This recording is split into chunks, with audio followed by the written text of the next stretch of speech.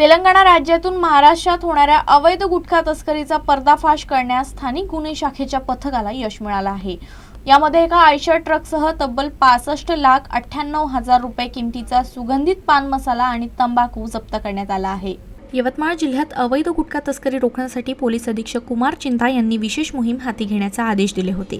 त्यानुसार स्थानिक गुन्हे शाखेच्या पांढरकवडा वणी उपविभागाचे पथक रविवारी 27 डिसेंबरला गस्तीवर असताना गोपनीय माहिती मिळाली की तेलंगणा राज्यातून राष्ट्रीय महामार्ग क्रमांक 44 मार्गे एका आयशर ट्रकमधून प्रतिबंधित पान मसाला महाराष्ट्रात आणला जात आहे। या माहितीच्या आधारे स्थानिक गुन्हे शाखेच्या पथकानं राष्ट्रीय महामार्ग क्रमांक 44 वरील डोकी गावाजवळ सापळा रचला। संशयास्पद आयशर ट्रकची झडती घेतली असता ट्रकमध्ये महाराष्ट्र शासनानं प्रतिबंधित केलेला सागर पान मसाला व सुगंधित तंबाखूची एकूण 180 पोती आढळून आली। पोलिसांनी पंचनामासह सुगंधित पान मसाला व तंबाखू अंदाजे 45,92,000 रुपये, आयशर ट्रक 20 लाख रुपये तसेच मोबाईल फोन असा एकूण 65,98,000 रुपयांचा मुद्देमाल जप्त केला आहे। या प्रकरणी मोहन सियाराम यादव आणि बुद्धा बाबूसिंग परियार या दोघांना अटक करण्यात आली असून ते ट्रकचे चालक आणि क्लीनर असल्याचं पोलिसांनी सांगितलं। या प्रकरणाचा पुढील तपास पांढरकवडा पोलीस करत आहेत।